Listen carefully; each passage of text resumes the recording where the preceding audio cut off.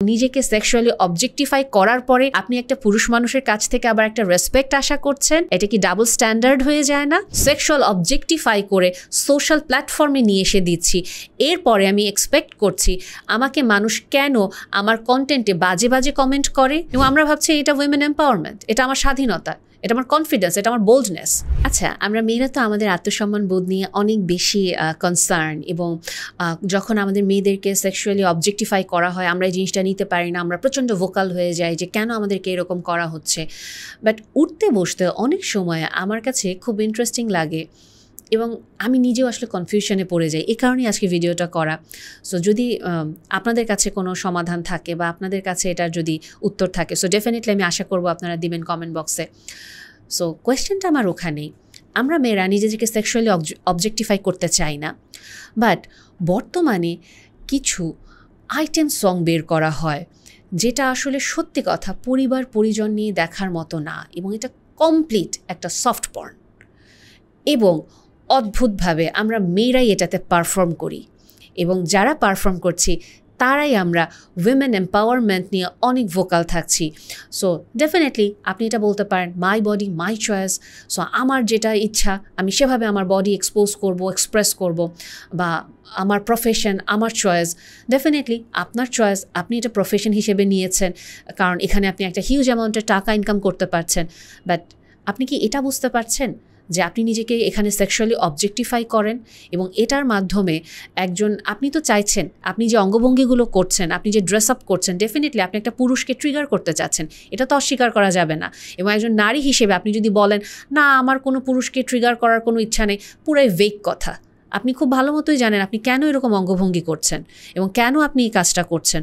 So আপনি একটা পুরুষ মানুষকে আমি যদি বলি আলটিমেটলি ট্রিগার করতে চাচ্ছেন, তাকে সেক্সুয়ালি আপনি স্টিমুলেশন দিতে চাচ্ছেন, যেটা আপনি করছেন। সো এটা কি আসলে খুব রেসপেক্টের একটা প্রফেশন, এবং আপনার তো আরও অনেক অপশন আছে রেসপেক্টেবল জবে যাওয়ার। সেকেন্ড যে কোয়েশ্চেনটা, মেনে নিলাম যে একজন মানুষ এটাকে প্রফেশন হিসেবে নিচ্ছে, এ কারণে উনি এই কাজটা করছেন, বাট ওনাকে ফলো করে যারা আপুরা বা যারা টিনেজার তোমরা নিজেকে সেক্সুয়ালি অবজেক্টিফাই করে টিকটক করো, রিলস বানাও, কেন করো? তুমি এখানে এটা কি তোমার প্রফেশন হিসেবে তুমি নিচ্ছ, তুমি কন্টেন্ট ক্রিয়েটর হিসেবে দেখছো তোমাকে, বা আপু আপনি কি আপনার নিজেকে কন্টেন্ট ক্রিয়েটর হিসেবে দেখছেন সেক্সুয়ালি অবজেক্টিফাই করে, এবং নিজেকে সেক্সুয়ালি অবজেক্টিফাই করার পরে আপনি একটা পুরুষ মানুষের কাছ থেকে আবার একটা রেসপেক্ট আশা করছেন, এটা কি ডাবল স্ট্যান্ডার্ড হয়ে যায় না?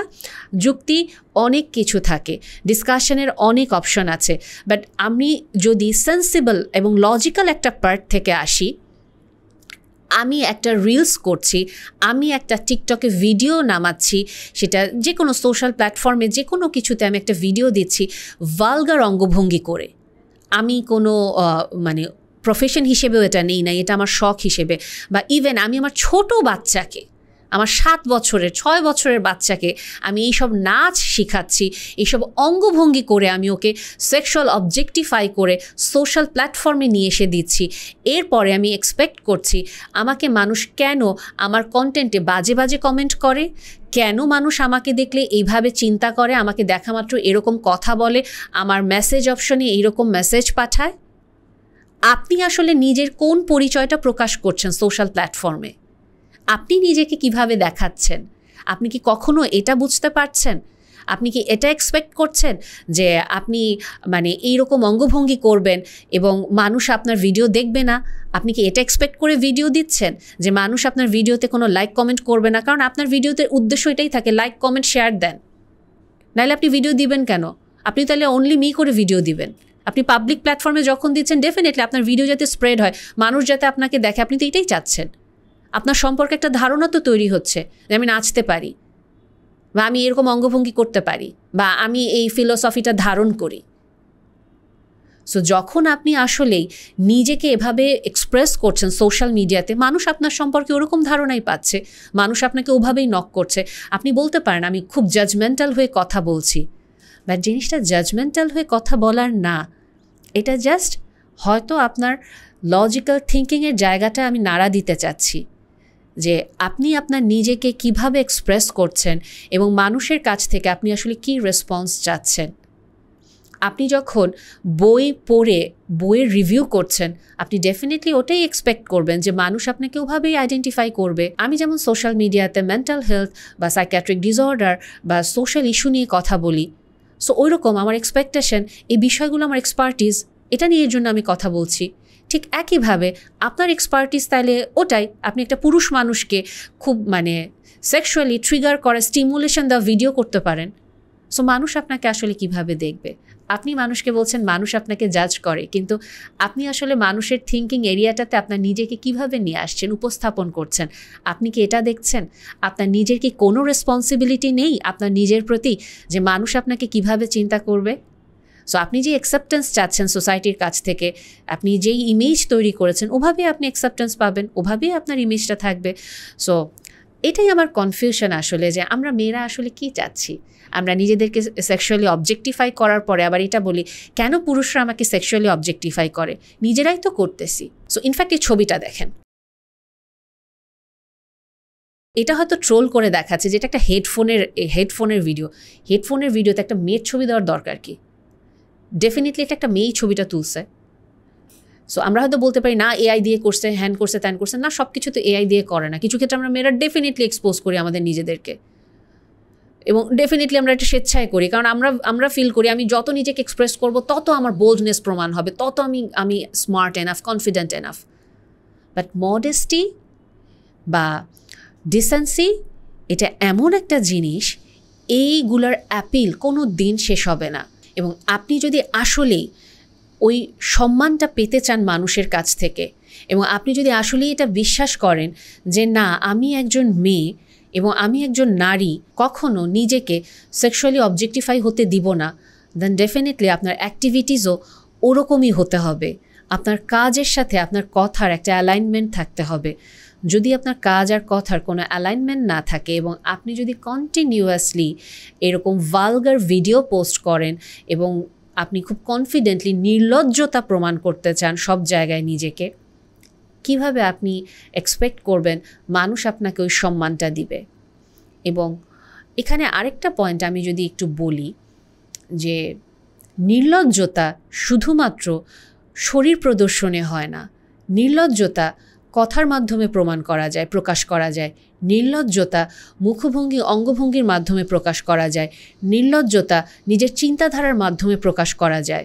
অনেক সময় আমরা মেয়েরা আবার অনেকেই এটা ফিল করি যে না আমি তো অনেক মডেস্ট ড্রেস পরি, বাট ফর বিং কনফিডেন্ট আমাকে খুব এক্সপ্লিসিট কথা বলতে হবে, আমাকে খুব ভালগার ল্যাঙ্গুয়েজ বা ওয়ার্ড ইউজ করতে হবে।